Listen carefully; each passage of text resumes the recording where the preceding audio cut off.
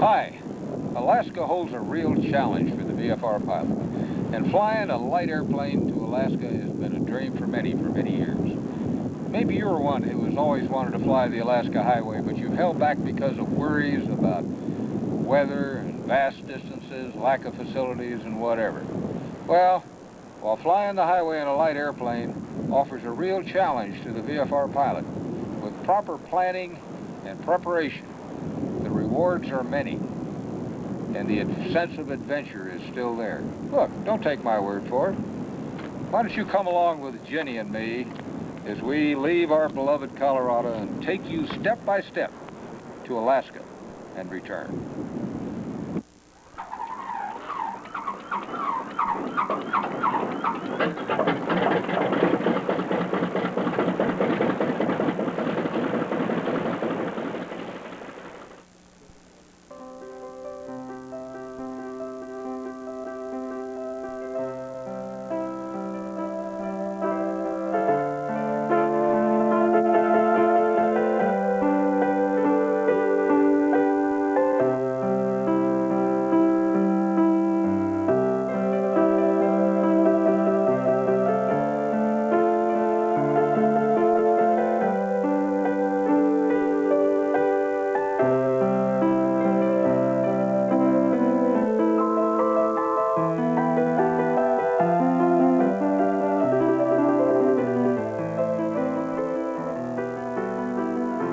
All right, while we're en route to the Canadian border, I thought it'd be a good time to digress and drop down here and talk about charts and books that are helpful and necessary for this trip that we're about to make.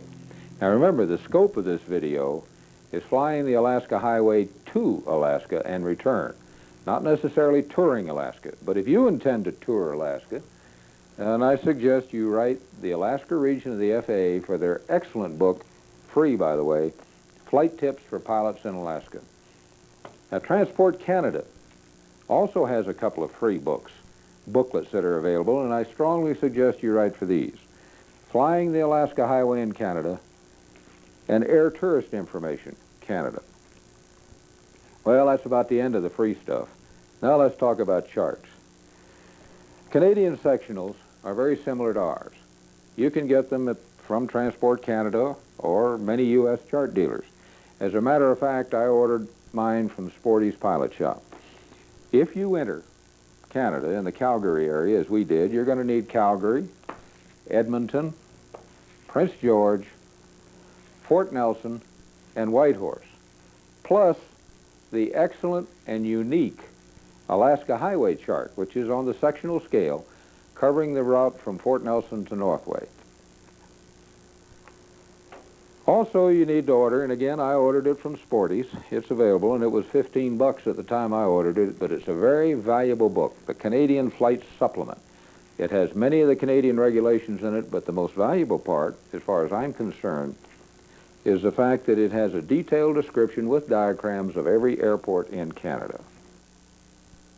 Now let's look at the stuff that's nice to have. First, Don and Julia Downey have written an excellent little book called Your Alaska Flight Plan. It was last printed in 1980, so it's a little bit dated, but it's got a lot of valuable information in it, and I highly recommend it. It's published by Tab Books.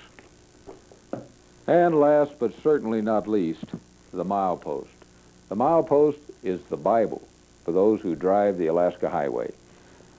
It's published annually by the Alaska Northwest Publishing Company, and it's got a wealth of information about every village, every roadhouse, every city, and every town along the Alaska Highway. It doesn't have much poop about airplanes, but if you're interested in the cities, the towns, the villages, things to do, the history of the area, by all means get the Milepost.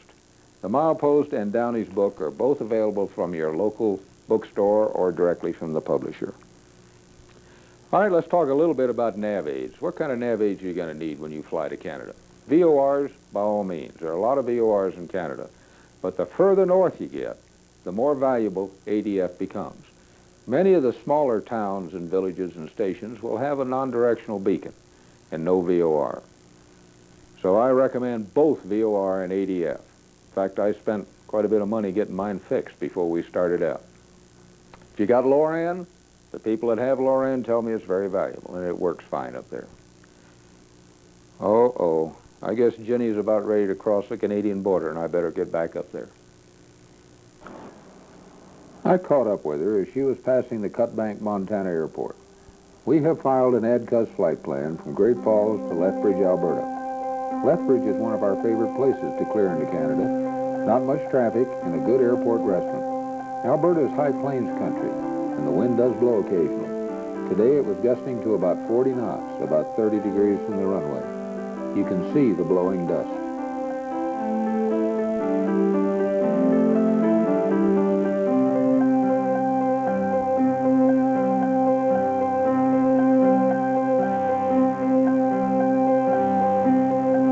It was great to see our good neighbor's flag again. There's not much formality to clearing into Canada.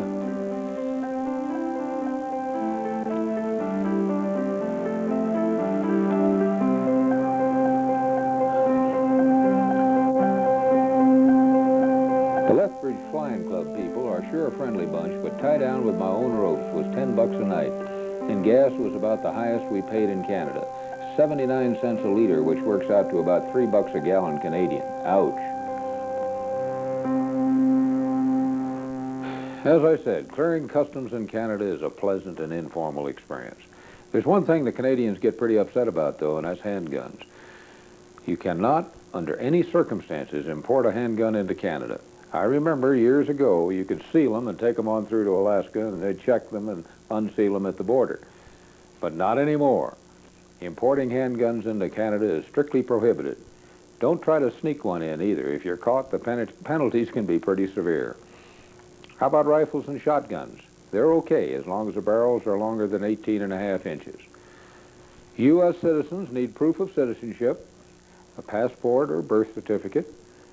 As a pilot, you need a private pilot's license or better. The airplane needs a standard airworthiness certificate, and if you meet all of these requirements, which certainly aren't very strict, then you'll be issued a cruising permit you carry in your wallet, and this cruising permit's good for up to 30 days.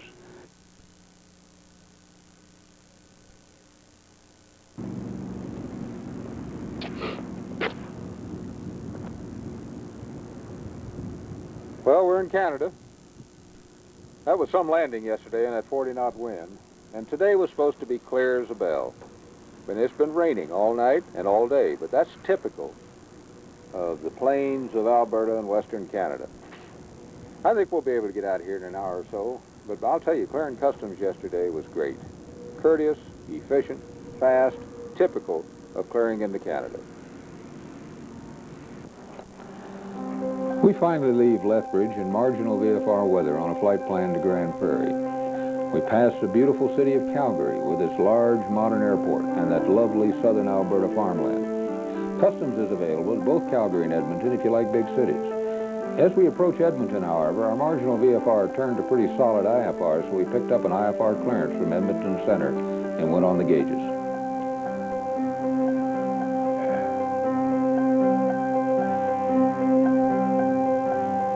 Okay, I left Jenny slogging through the muck up there. I thought this would be a good time to talk about a few differences between Canadian and U.S.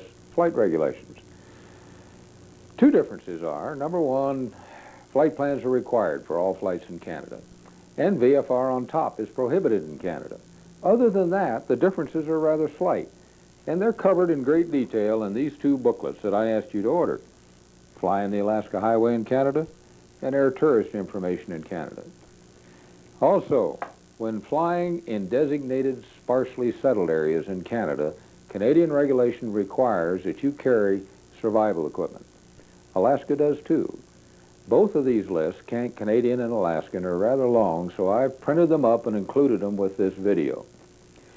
We haven't reached the Alaska Highway yet. It begins in Dawson Creek, British Columbia. But once we do, we plan to stay VFR. Why? Well, number one, you're going up there to see the scenery. Why look at the inside of a cloud and miss all that beautiful scenery? Also, the freezing level's pretty low up in that part of the world. The nav aids are far apart, the terrain is rugged, the weather stations are far apart. It just makes it a pretty rugged IFR experience. Now, once past Dawson Creek, we start getting into some rather sparsely settled areas. And at this point, your map reading and piloting skills should be first rate. If you're a little weak in this area, then I strongly recommend you get out and get some practice. Practice on your map reading and pilotage. Allow enough time also to make this trip. I recommend 2 weeks to plan to go to Alaska and come back. That way, if you're grounded by weather, as we were 3 times on this trip, you can relax and enjoy it. Don't push it. Don't rush.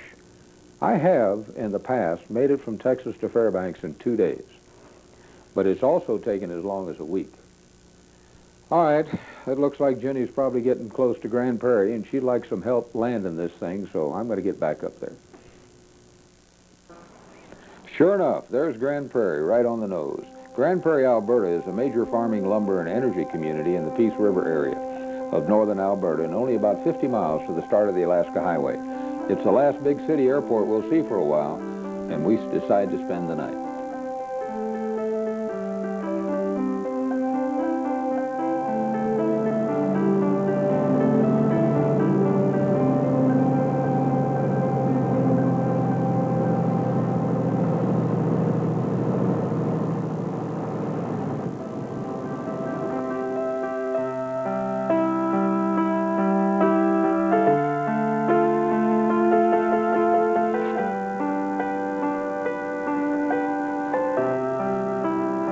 You can always tell a 195 owner by the rag he carries. You know, here it is in Grand Prairie, Saturday morning. 16th of a mile, sky obscured, fog. Supposed to be a beautiful day, beautiful sunny day. Yesterday we left Lethbridge, flew over Calgary, Edmonton, and Whitecourt to come here. You got some pictures of Calgary, but around Whitecourt we had to file IFR, so we were solid just about all the way to Grand Prairie, and we couldn't get any pictures of the beautiful Alberta countryside we flew over. All right, while we're waiting for the fog to lift, I thought this would be a good time to talk about the Alaska Highway, our planned route up and back, and a little bit of the history of the highway and the area. Now, if you're coming from the East Coast and the Midwest, you'll probably enter Canada, as we did, in the Calgary and Edmonton area. From the West Coast, you'll probably enter at Abbotsford, BC. We plan to come back that way.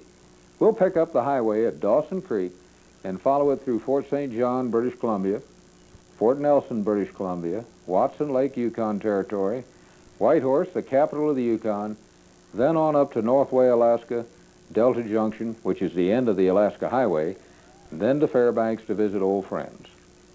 On the way back, we'll retrace our steps through Northway and Whitehorse to Watson Lake, where we'll camp for a couple of days. Then we'll take the trench. The trench is a new experience for me, and more about that later. We'll take the trench on down to Mackenzie, Prince George, then via the Fraser River Canyon to Abbotsford, and re-enter the U.S. at Bellingham, Washington.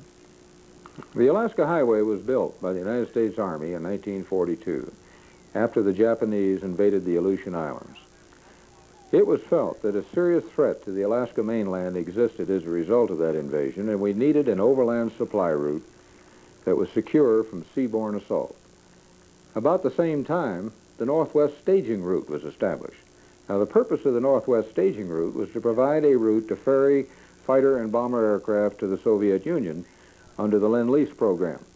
American pilots would ferry these aircraft up through western Canada and into Alaska and deliver them to Soviet crews either at Delta Junction or Fairbanks or Nome. Now, the legacy of the Northwest Staging Route are the excellent airports that we enjoy in western Canada: Fort St. John, Fort Nelson, Watson Lake, Whitehorse, Northway, and Delta Junction.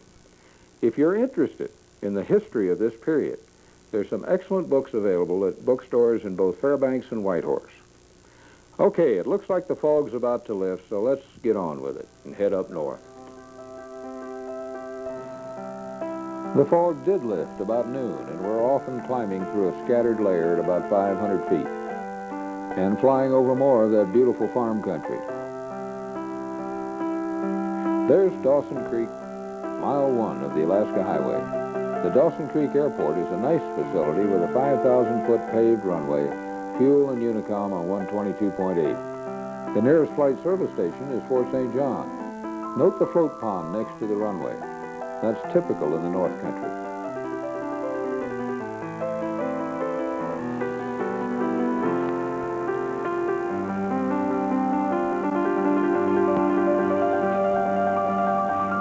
There it is, the fabled Alaska Highway stretching out ahead of us. The point that I'd like to make here is that because of all the oil exploration that's taken place in the last 20 years, roads run everywhere, so be careful. Be sure you're following the correct road. Cross-check your compass. Here and in Fort St. John, it's easy to pick up the wrong highway. Whitehorse is another problem, but more about that later. We cross the mighty Peace River north of Dawson Creek. The fabled Peace River is one of the most famous rivers in North America. As we pass the excellent Fort St. John Airport, we notice the city. Fort St. John is a bustling city of about 15,000 people. In 1942, it was a field headquarters for troops and civilians working on the Alaska Highway in the eastern sector. It and Whitehorse were the largest of the 12 or so construction camps along the highway. In 1955, an immense oil and gas discovery made Fort St. John the oil capital of British Columbia. The city has many hotels and restaurants. Refer to the milepost. We're picking up the Alaska Highway now out of Fort St. John.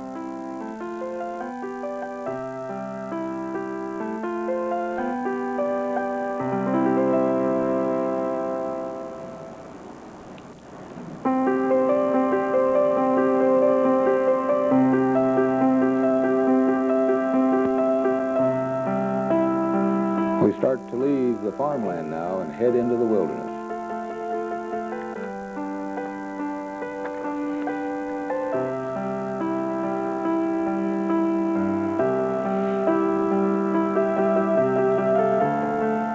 We come to the first of the emergency strips along the highway, Secani Chief, operated by the Canadian Public Works Department. It's a 6,000-foot gravel strip which may be unusable during the spring breakup. It has no facilities.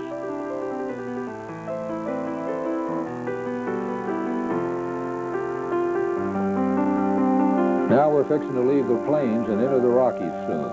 Jenny says keep the rocks on your left going up and on your right coming down. It might help. The highway stretches out ahead of us north of Fort St. John. In the last 10 years, extensive work has been done straightening and paving the highway. Notice the original road on the right and the new straightened one on the left. In 1992, Canada is planning a whole summer of activities celebrating the 50th anniversary of the highway. If you're driving in the next couple of years, you can expect to see considerable construction activity. The next public works emergency strip is located at Prophet River. It's unattended, has 6,000-foot gravel, and may be unusable in the spring. The nearest flight service station is in Fort Nelson, British Columbia.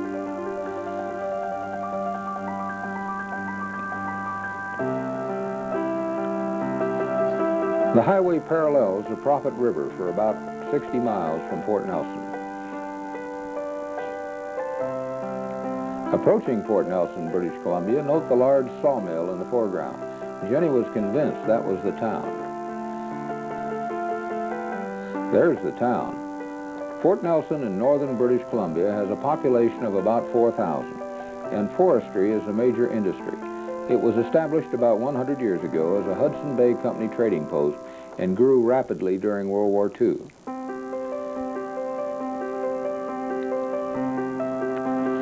The airport is about 4 miles northeast and has a large, well-maintained runway courtesy of World War II and the Northwest Staging Route.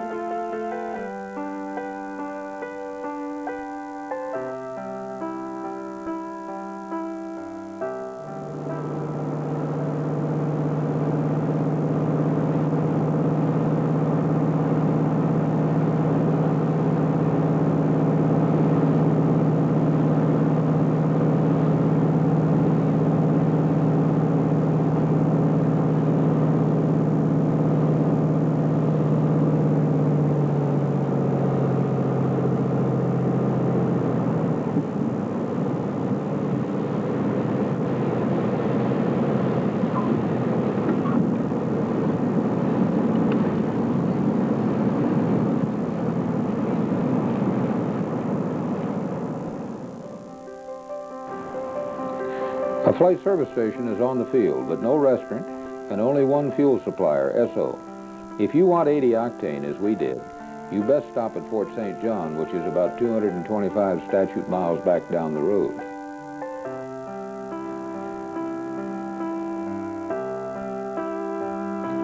Even up here in the wilderness, we have security gates with combinations and what have you. We leave Fort Nelson for Watson Lake, Yukon Territory, about 225 statute miles if you take the Liard shortcut, or about 40 miles longer if you stick with the highway and go over Muncho Lake.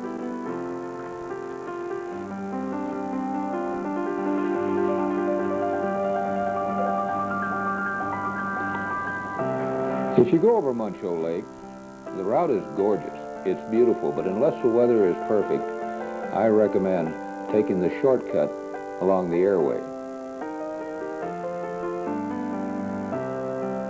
Notice you leave the highway for about 100 miles, but you stay out of the mountains and you will pick up the Liard River after about 75 miles and can follow it back to the highway. As promised, the Liard River arrives on schedule. Your map reading and pilotage and dead reckoning skills are very important. A word to the wise.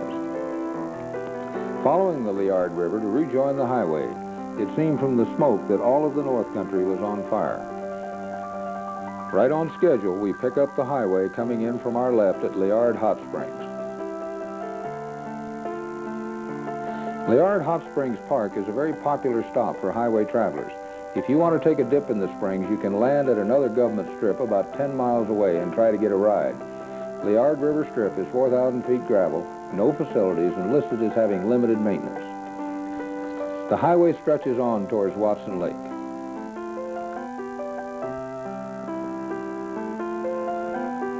Boy, the traffic is heavy up here. Notice that guy. Finally on the nose, Watson Lake, Yukon Territory. Watson Lake is one of our favorite places. We've camped here several times in the last 20 years. We plan to camp on the way out this time. With deteriorating weather forecasts, we'll move on to Whitehorse on the way up. The airport has full facilities, no restaurant, a flight service station, and both 80 and 100 octane fuel.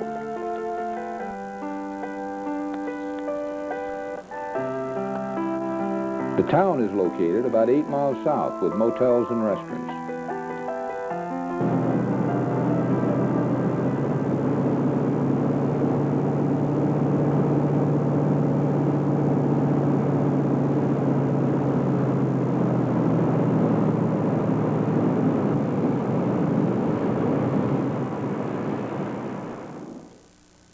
Taxis and rental cars are available, and camping under your wing by the lake is great, as you will see later. Camping is available at many airports in northwestern Canada and Alaska, but be sure and ask. And please be sure to obey the rules and keep your campsite clean. Jenny's on her way to see if they put a gift shop in this old log terminal building since our last visit. Well, it's a fine day in Watson. How's it doing in Whitehorse? Whitehorse? Well, we've had numerous aircraft coming from Whitehorse, and nobody's reported anything adverse. Scattered conditions indeed. This hour, Haslam.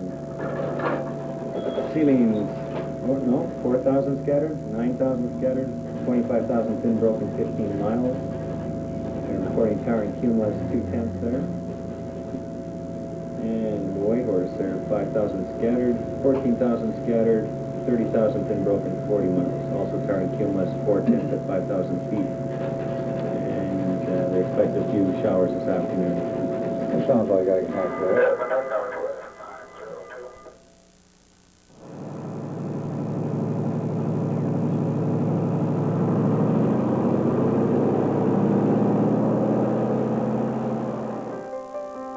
We leave Watson Lake bound for the bustling northern metropolis of Whitehorse, capital of the Yukon Territory. The road sure looks pretty lonely down there, doesn't it? Shortly after Watson, we enter the mountains for the first time.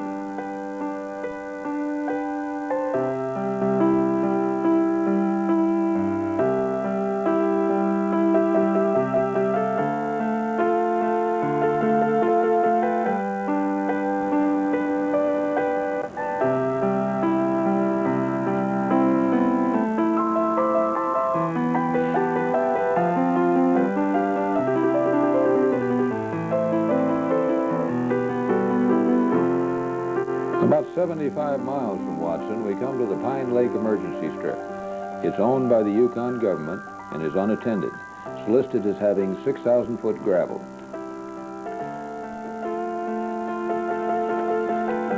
Dodging rain showers, we spot Swan Lake along the highway. Swan Lake's a pretty good checkpoint.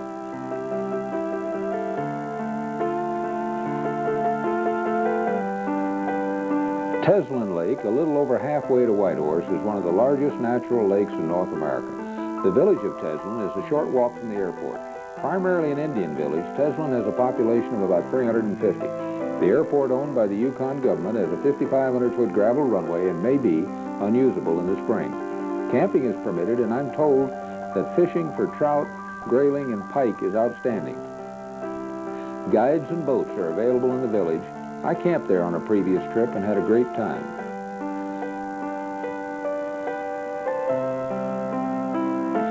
The highway follows the lake, which points like a finger towards Whitehorse.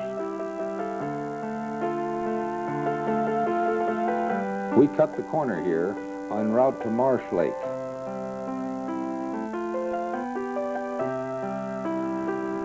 Marsh Lake is only about 30 miles from Whitehorse.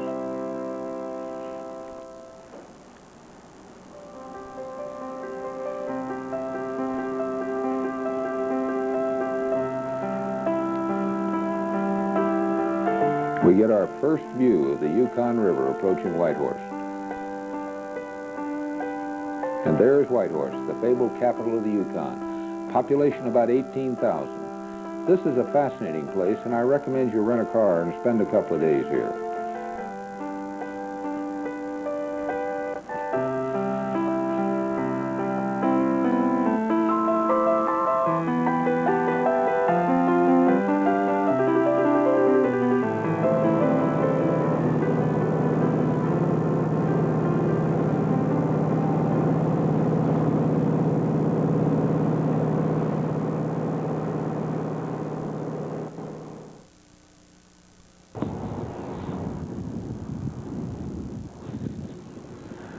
Boy, up in the Yukon, they do things in a big way, don't they? How's that for a windsock? We're in Whitehorse, Yukon Territory. Beautiful country. And I'll tell you, this is a beautiful airport.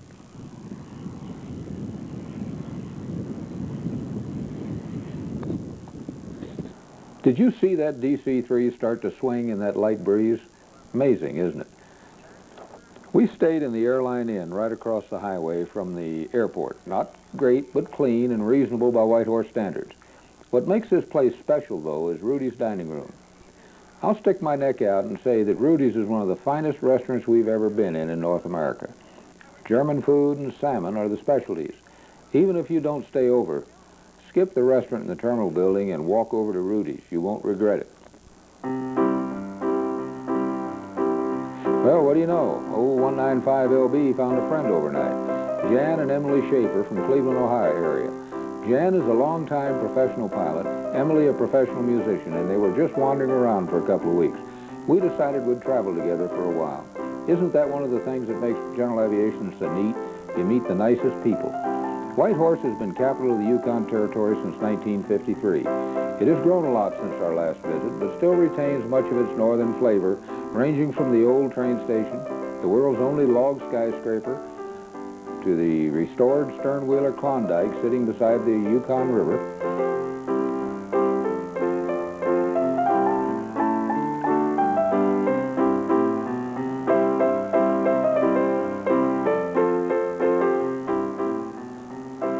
And what else but Sam McGee's cabin?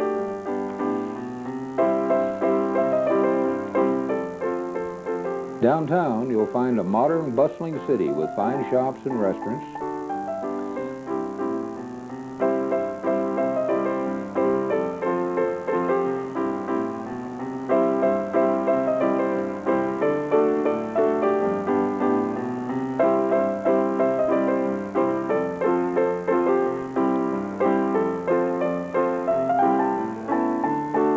And a visit to the Frantic Follies Vaudeville Review is highly recommended. What pilot could resist going out to the seaplane base to look at airplanes?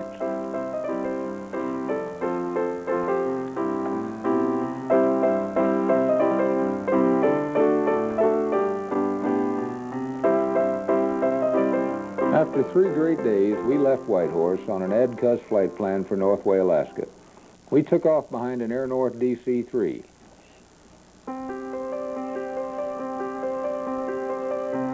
And of course, we entered the mountains immediately. This is the prettiest part of the whole trip to Alaska, I think. We parallel the mighty St. Elias Range.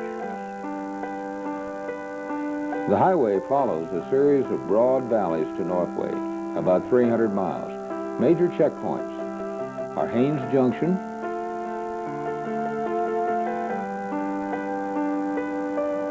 Kluane Lake, Burwash Landing, and Beaver Creek. VFR navigation is simple, providing you don't take the wrong road out of Whitehorse. About 8 miles north of the airport, the Alaska Highway turns left. If you continue straight ahead, you'll follow the Klondike Highway to Dawson. That's not a bad trip, but it's not the one we had planned for today. There's Haines Junction. Haines Junction is a small village about 100 miles from Whitehorse, headquarters for the Kluane National Park. There's a visitor center, an Alaska Highway Interpretive Center, and a 5,500-foot gravel strip about 2 miles away. Flight supplement says there are no facilities available.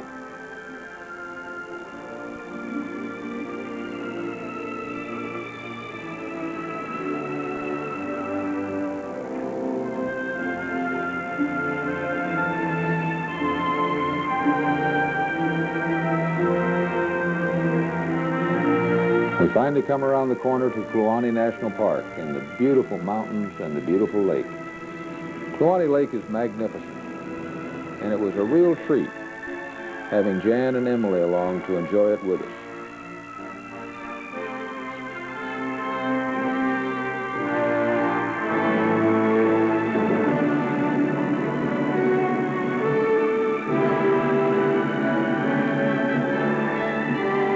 The highway parallels Kluane Lake for about 40 miles.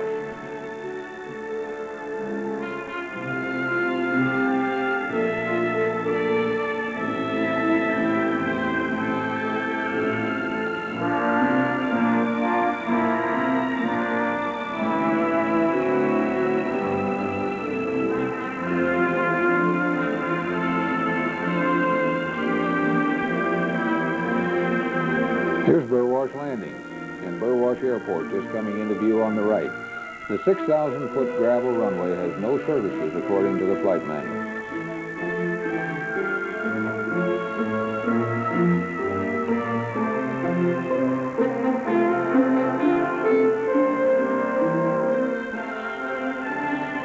As we leave Kluane Lake, the highway follows the broad Shakwack Trench for about 100 miles. The scenery is probably some of the most spectacular to be seen anywhere in the world. Broad valleys, glacial rivers, wilderness, and the snow-capped peaks of the St. Elias Range boggle the senses. Although it looks mighty rugged, and it really is, it poses no problem for the VFR pilot in good weather.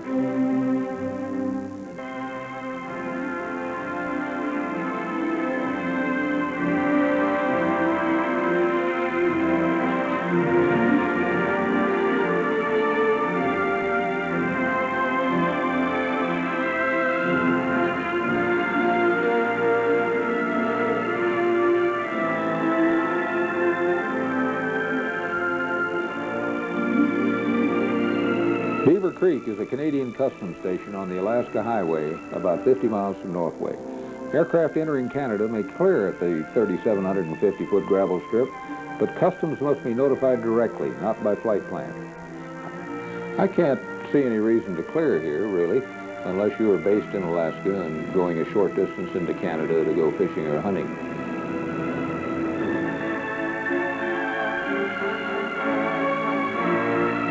Well, there it is. That's the Alaska border. That fire break down there is the border between the Yukon Territory and Alaska. We're about 44 miles from Northway. And that's not Mount McKinley. It's one of the lofty peaks of the Wrangell Range, southwest of Northway.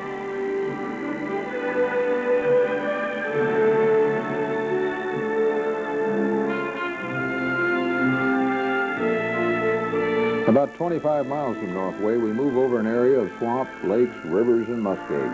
That's great moose habitat down there, and I'm sure if we dropped down low enough, we'd see one or two. Believe me, Northway's out there somewhere. Without a VOR, it's a pretty good pilotage challenge. And there it is, Northway, Alaska. The airport is one of those that was constructed during World War II for the Northwest staging route to ferry Lend-Lease aircraft to Russia. The runway had deteriorated quite a bit the last time I was here, but it's in pretty good shape now.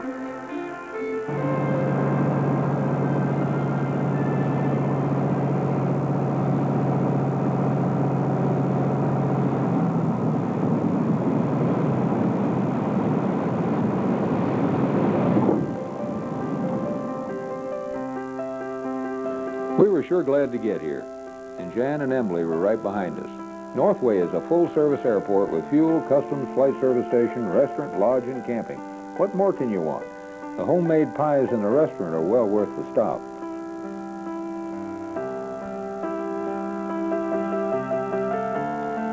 U.S. Customs was there to greet us and sell us a $25 decal.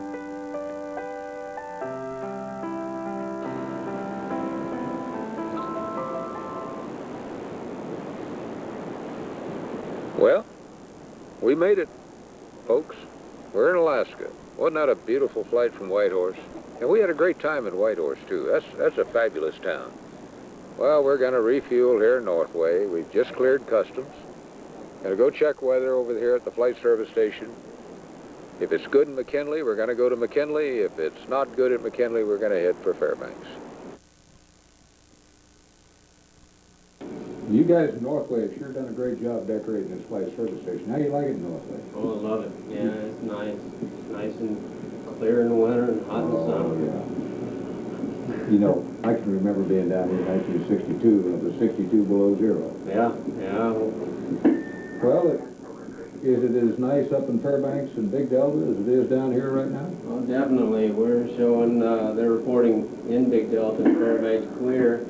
Big Delta has 75 miles visibility, temperature 66, winds out east at 6, altimeter 2988 with a few cumulus in the area, restricted area 2202B and C is active, and Fairbanks is reporting clear and 100 miles visibility, temperature 67, winds out of the east at 5, altimeter 2989 with a few cumulus. The only clouds you're going to see, probably Austin, 25 miles south of Fairbanks, is showing 4,000, 8,000 scattered, and they have 70 miles visibility. Fairbanks down to 100 miles visibility, right? Right. Oh, I tell you, that's terrible. It's a shame, isn't it? Well, thank you much. I guess we'll file with you here shortly and get on to Fairbanks. Okie doke, sounds great.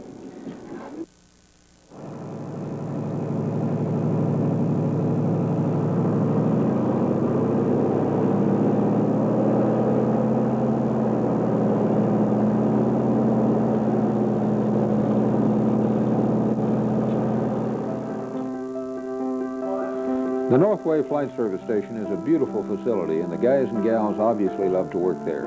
On-site housing is provided by the FAA, and it's a great place to work if you love to hunt and fish or just like the remoteness. McKinley and Anchorage weather was not too good, so we filed for Fairbanks, where Jenny and I plan to visit some old friends.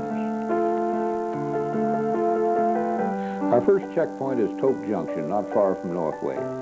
Tok is the junction of the Alaska Highway and the Tok cutoff to Glen Allen and Anchorage. Population is about 1,200. Tok has a good airport. Turn left here through the Mentasta Pass if you're going to Anchorage.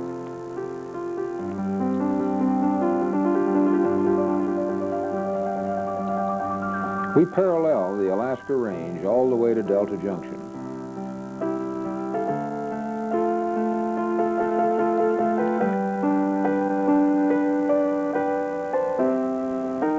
We're getting into the land of many glaciers. We finally see Mount Deborah and Mount Hayes west of Isabel Pass in the Alaska Range and is seen from Delta Junction. We've reached the end of the Alaska Highway at Delta Junction. At this point, the Alaska Highway intersects with the Richardson Highway running between Fairbanks and Valdez. We also join the Alaska Pipeline here as it follows the Richardson Highway.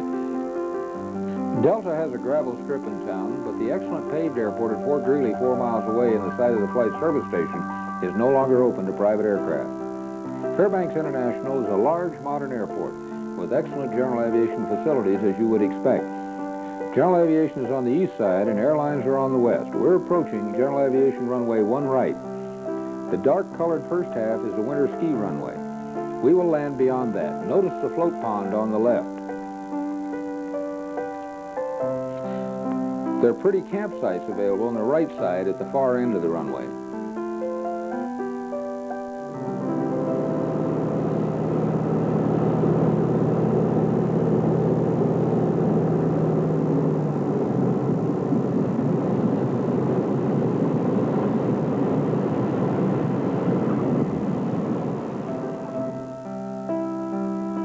You see all kinds of airplanes in Fairbanks.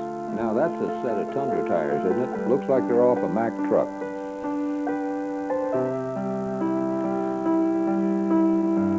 Jan and Emily pulled up alongside. We spent 4 days in Fairbanks waiting for the weather to clear down south and sightseeing and visiting old friends.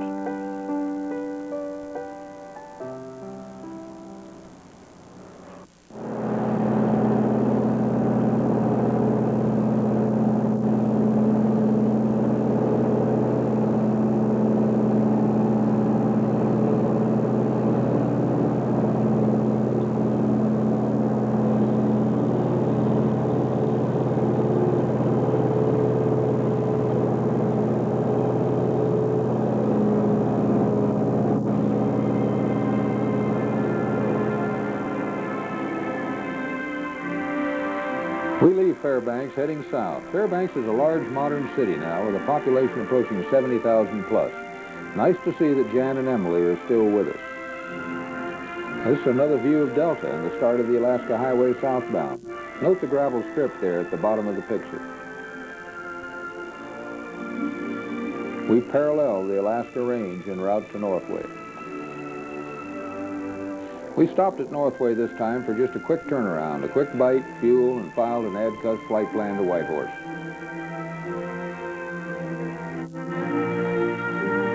Again, this, I think, is the prettiest part of the whole trip, Northway to Whitehorse.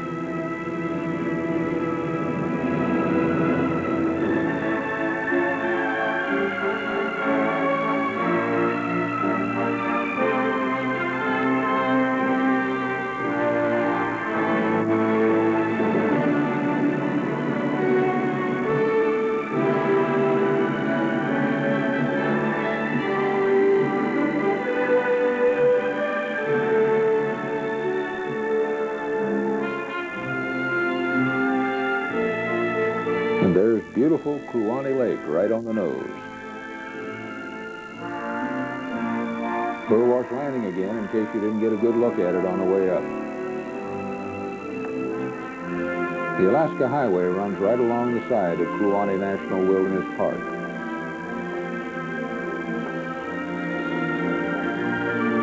Coming around the corner, we see Whitehorse dead ahead.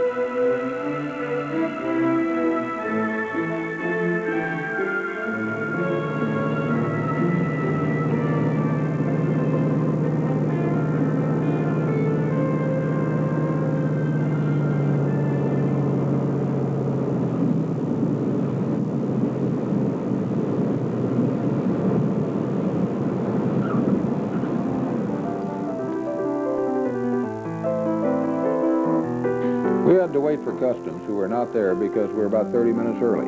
Sometimes you get an unexpected tailwind. Not often, I agree. Finally, she showed up and checked Jan and Emily first. As usual, very quick and efficient. Next morning, under a bright blue sky, and after a great breakfast at Rudy's, Jan and I have checked weather and filed for Watson Lake. Jenny and I are going to camp there for a couple of days, and we tried in vain to convince the Schaefers to stay. But they're not campers, and they're going to leave us at Watson. But we had a marvelous week together. Now it's time to wind the rubber band.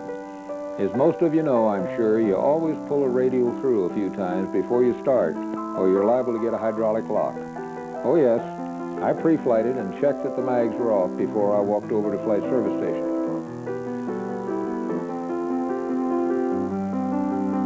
Of course, we had to stop and watch the arrival of the Daily Air North DC-3 from Dawson. Jan and I prepared to critique the landing, but we couldn't find anything wrong with that one.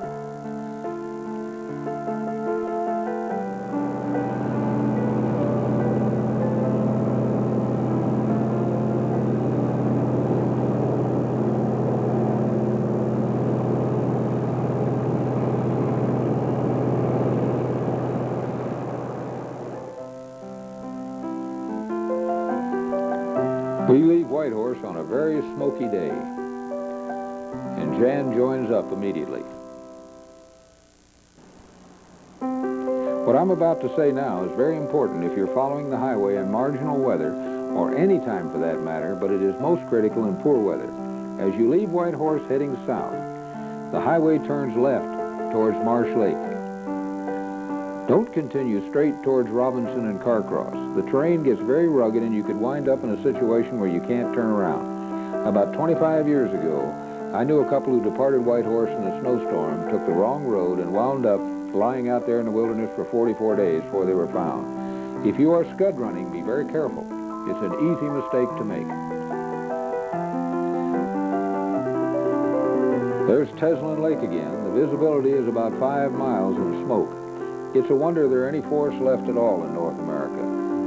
Notice how the original Alaska Highway is close to the lake and the new improved version is running along above it. Teslin Airport in the village. We press on toward Watson.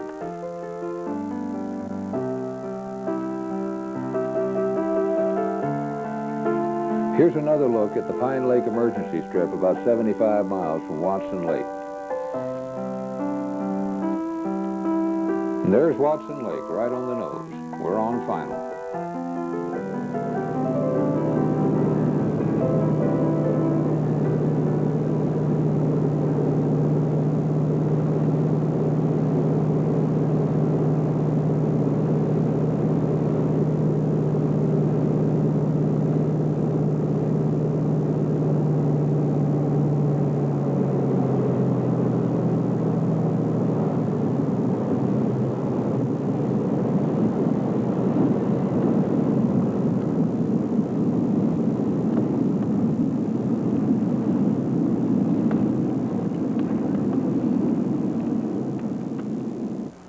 Before we set up camp, we have to say goodbye to our newfound friends, Jan and Emily Schaefer.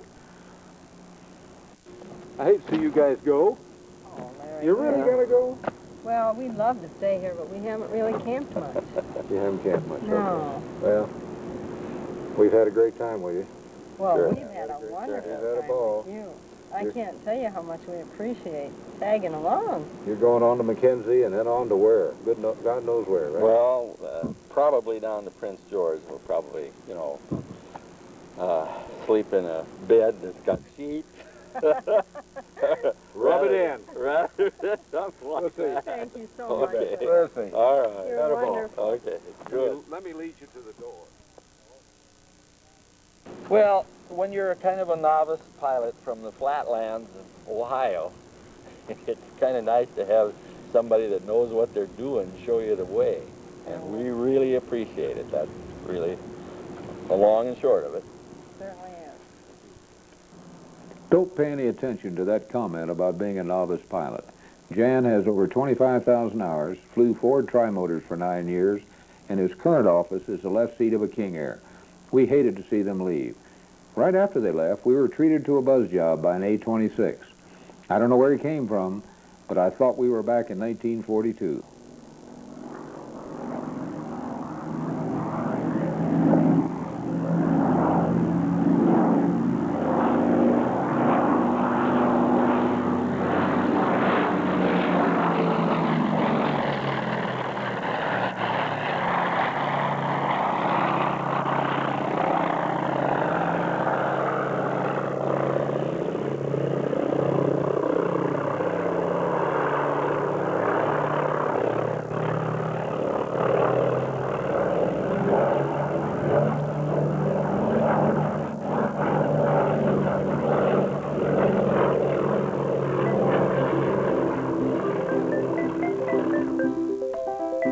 Now it's time to set up camp. I think you can see why Watson is one of our favorite places. We've camped here several times over the past 20 years. This time, we didn't have the place to ourselves. This little fella provided a lot of entertainment. Hey, that's my lunch, guy. That's my lunch. Beat it.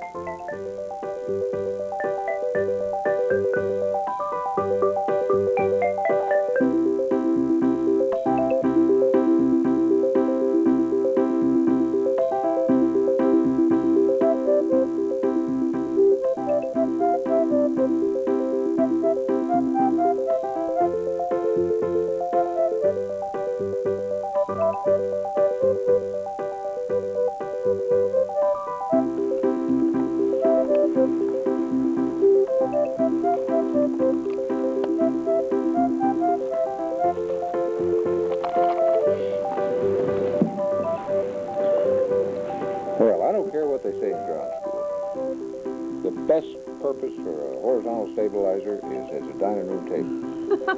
Why not? Well, I sure hated to see Jan and Emily move on. We enjoyed our week with them quite a bit. We sure did. It was fun having them there.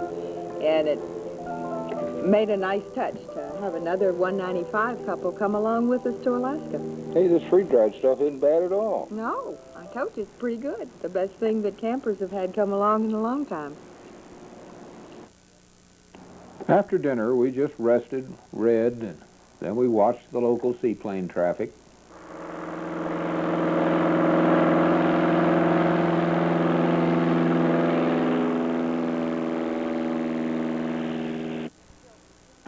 Later, we listened to the loons and then watched the beautiful Yukon sunset.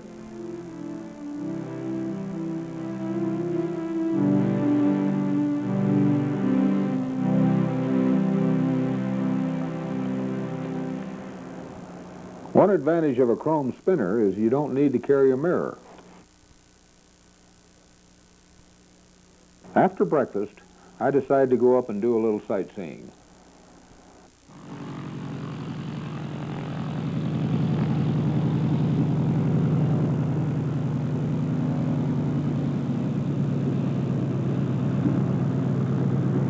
Watson Radio, Cessna 195, LB at the camping area. Would like to taxi out to remain in the circuit for about 3 landings.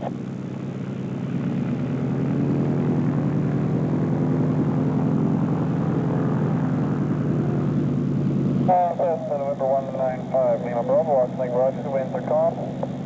Taxi nearest and runway 08. Current time 1744, altimeter 3005. No recorded traffic. And you can call me down on your last circuit. All right, LB, thank you.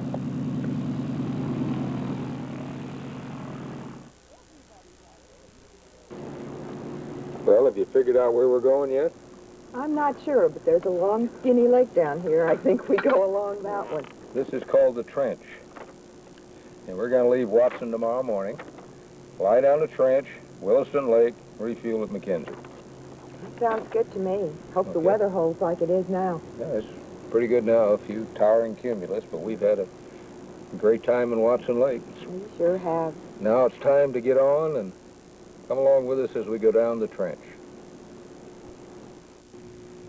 All right, while Jenny's cleaning up the camp and packing the airplane, let's talk a little bit about the trench route.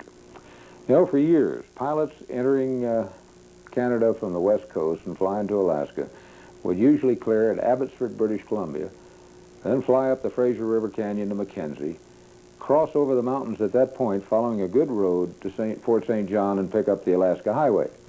That's an easy route.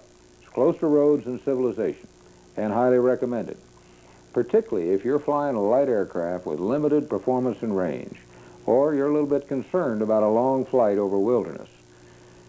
The last few years, however, pilots have been electing to fly what they call the trench. Now, the trench is direct from McKenzie up over Williston Lake to Watson Lake.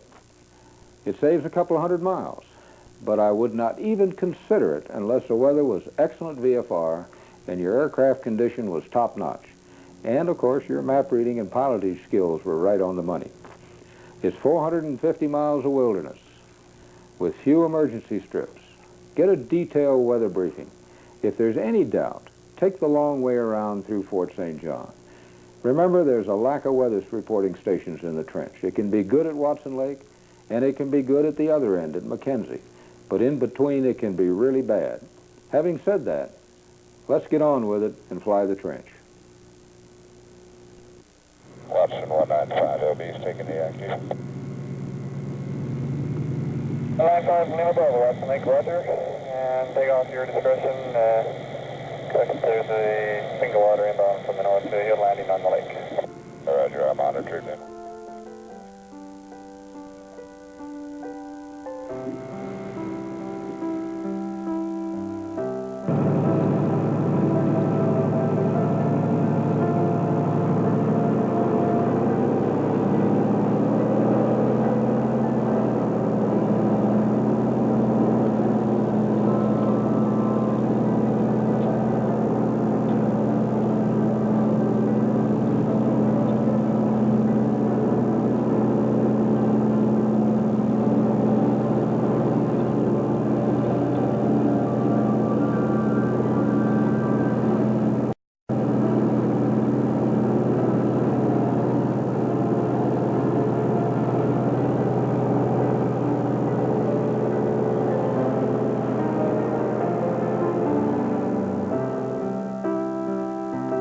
Our weather briefing had indicated excellent conditions in Watson, marginal in McKenzie, and Prince George due to fog which was forecast to burn off. It didn't do so on schedule, and the weather in the trench was much worse than we expected due to low stratus and rain showers. That's a perfect example of what I was talking about.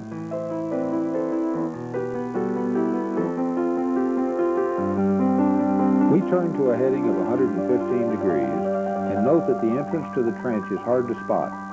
I suggest you track out the 115-degree radial of Watson VOR until you pick up the river coming in from your right about 80 miles southeast.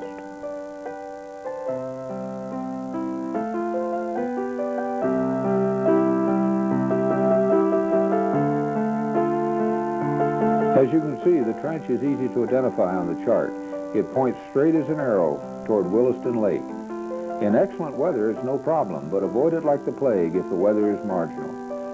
The smoke is really thick today. A good checkpoint, Scoop Lake, appears.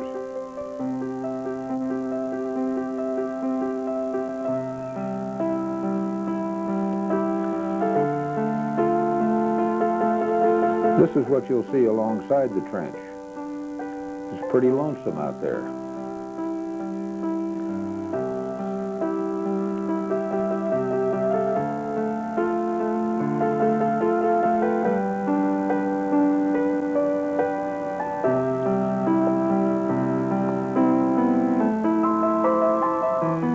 Heading south about 120 miles from Watson, there's one place where you can get yourself in serious trouble if you're not careful. Note the chart that the river bears left. This is a trap. If you follow the river, which really looks tempting, instead of going straight, it will lead you into a blind canyon where you can't turn around. Strictly non-habit forming. Keep your finger on the chart and continue straight ahead. This is a river bearing left.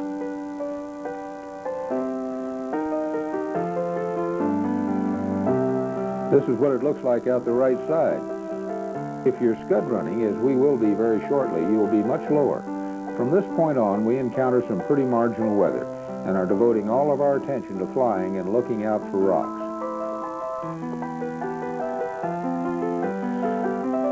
I ought to point out there are a couple of emergency strips along the way which are rough but usable. The biggest is in Janica at the northern end of Williston Lake. It's a 6,000-foot gravel strip operated by the Forest Service. The flight supplement lists fuel as being available. However, 2 northbound pilots we talked to in Watson Lake indicated they were unable to refuel there, so don't count on it. We finally break out of the muck and arrive over Williston Lake. This 125-mile-long man-made lake will lead you straight to McKenzie. Navigation is a snap from here on.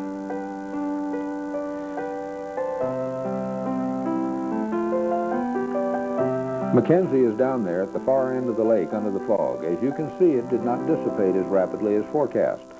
Don't make the mistake we did and leap off based on a forecast. Wait until it is good. After all these years, I ought to know better. If you want to bail out and head over to Fort St. John, as we almost did, here's a good place to do it. This arm to the left, called Peace Reach, takes you right over to Fort St. John, about 50 miles away. McKenzie was still reporting 300 overcasts and a quarter of a mile in fog, while Fort St. John was clear. We had plenty of fuel to orbit for a while, but if fuel had been a problem, I sure would have taken this out to Fort St. John. It's kind of reassuring to start picking up signs of civilization along Williston Lake, about 25 miles north of McKenzie. This is logging country. Look at that big raft of logs being towed down the lake. There's McKenzie Airport, finally starting to break out after we had orbited for 20 minutes or so.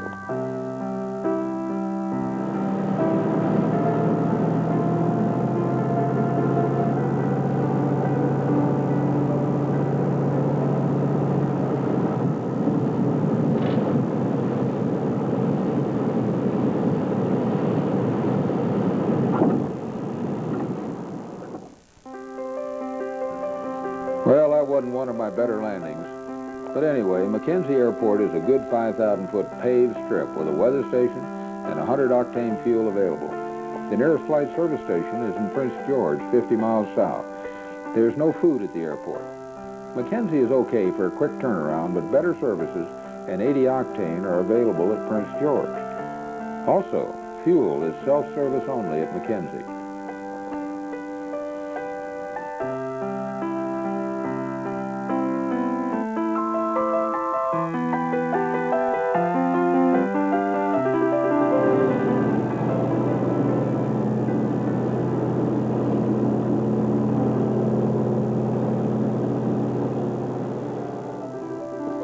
We leave McKenzie and head for Prince George, and wind up shooting a VOR approach to Prince George since the fog was still hanging in there, along with a cloud layer at 1,000 feet and lots of smoke from the many sawmills and pulp mills in the area.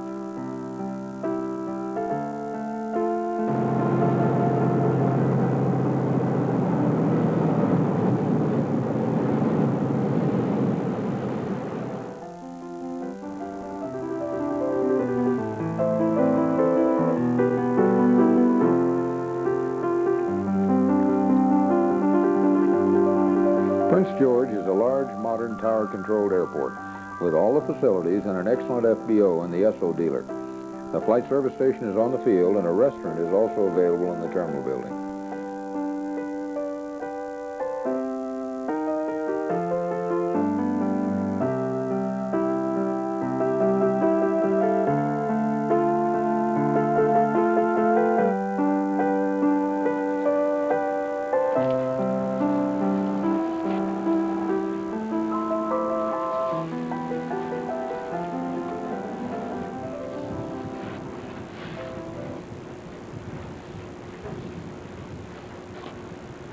Good morning. Isn't that a beautiful airplane? I'll tell you, tail dragger on amphibious floats. Now, what could be better? We're at Prince George. We've been at Prince George for the last 2 days. We got in here on our trip from Watson down the trench and McKenzie and what have you in rather marginal weather, and we've been sitting here waiting for the weather to get better. It's great here in Prince George, but it's still kind of stinky down toward Abbotsford and Bellingham.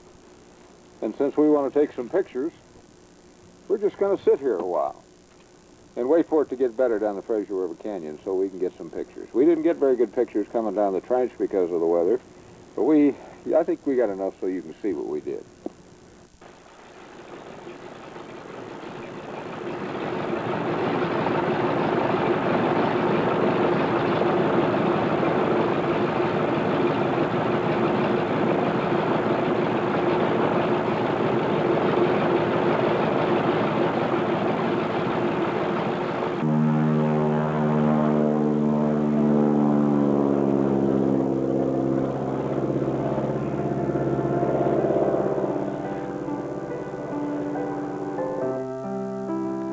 Isn't that a gorgeous beaver?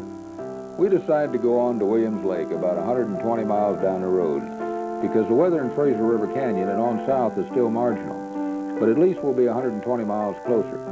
More of the farmland and south of Prince George. About halfway to Williams Lake, we overfly the fine airport at Quesnel, which has a part-time flight service station and 80 and 100 octane fuel.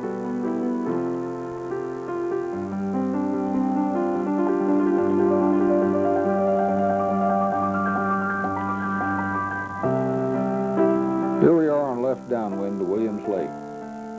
Williams Lake is a delightful little airport with a flight service station and both 80 and 100 octane fuel. No restaurant though, and it's a long way to town.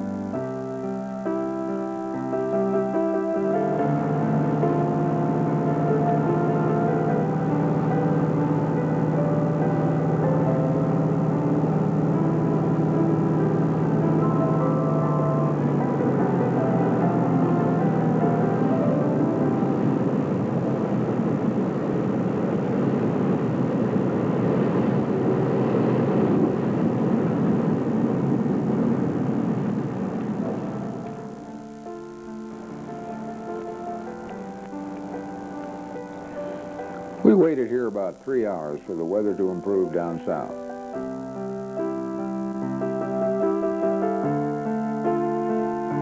There are lots of DC-3s still in service in Canada.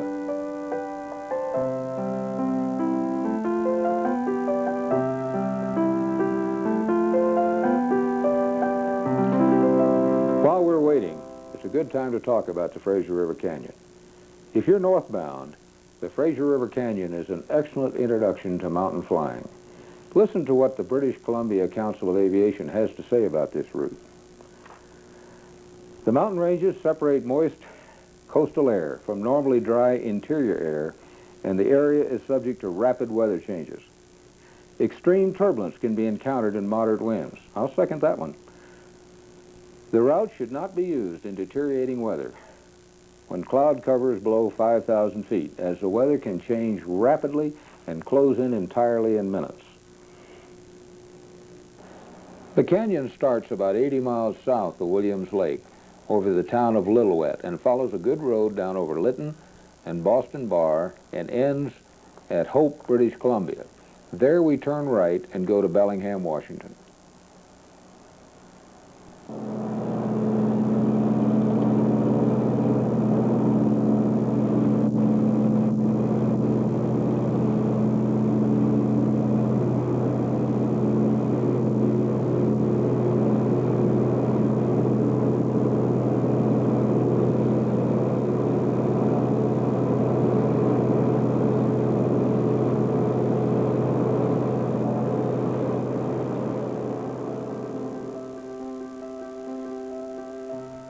Navigation can be a little tricky for the first 80 or so miles out of Williams Lake, so pay close attention to your chart. With improving conditions forecast for Hope and Abbotsford, we depart for the canyon. There's the canyon right on the nose, and as the book says, it was pretty turbulent. However, on previous trips I've been through when it was smooth, so it's not always bad, only when you want to film it.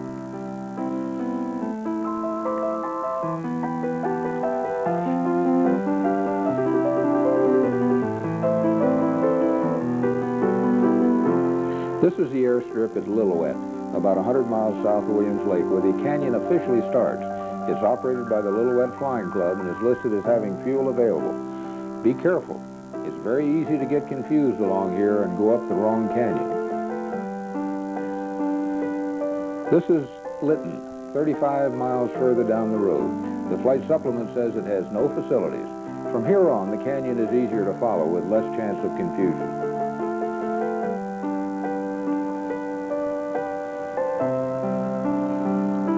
This is real mountain flying, though, so stay alert. Ahead is Boston Bar. The supplement says it has no facilities.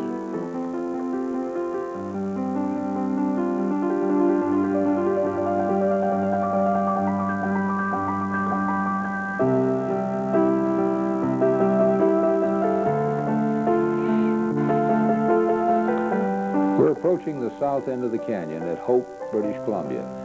We'll turn right just ahead and head for Abbotsford. This is Hope. We leave the canyon here and head out into the flat country. Hope has a beautiful grass field. I've never landed there, but I'm told it is an excellent stop with fuel, tie-downs, and a close-by motel.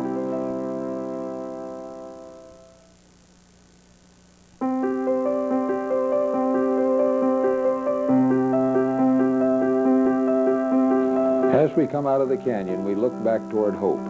Now that we're out of there, I'd like to re-emphasize that this is no place to scud run.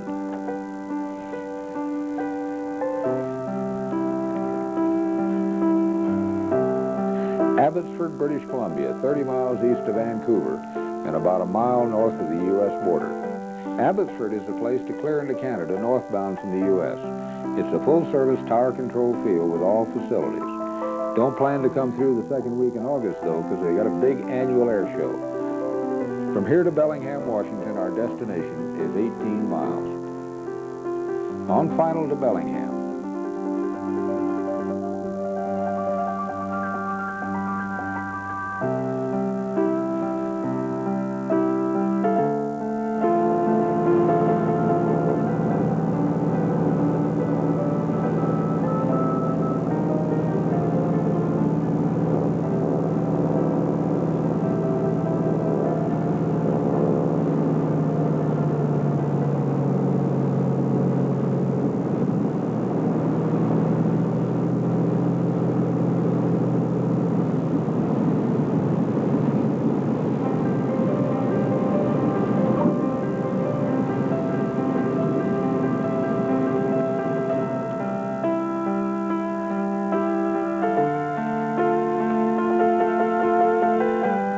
back in the lower 48.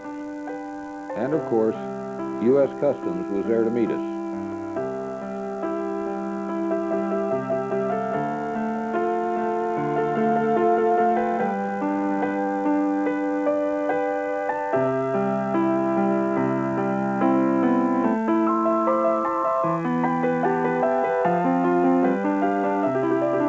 Well, folks, that was quite a trip, wasn't it? I hope you enjoyed tagging along with us. We had a good time, but more importantly, I sure hope we have allayed some of your fears, if you had any, about flying to Alaska. I really urge you to go. Just make sure that your airplane is in the best condition it can be, and your skills, particularly map reading and pilotage, are up to snuff. Allow enough time so you don't feel pressured by the weather or get home-itis or anything like that. This trip took 15 days from Great Falls, Montana to here in Bellingham, Washington. We didn't push it either, and we didn't lollygag, not too much. Well, Jenny, are you ready to climb in this thing and head back to Colorado? You bet. It's been a great trip, but I'm anxious to get home. So am I. So long, everybody. Maybe we'll see you in Watson Lake sometime.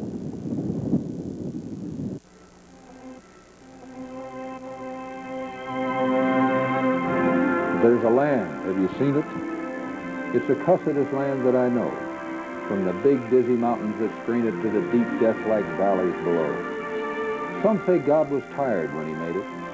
Some say it's fine land to shine. Maybe. But there are some who would trade it for no land on earth, and I'm one. There's a land where the mountains are nameless, and the rivers all run God knows where. There are lives that are erring and aimless, and death that just hangs by a hair. There are hardships that nobody reckons. There are valleys unpeopled and still. There's a land, oh, it beckons and beckons, and I want to go back, and I will.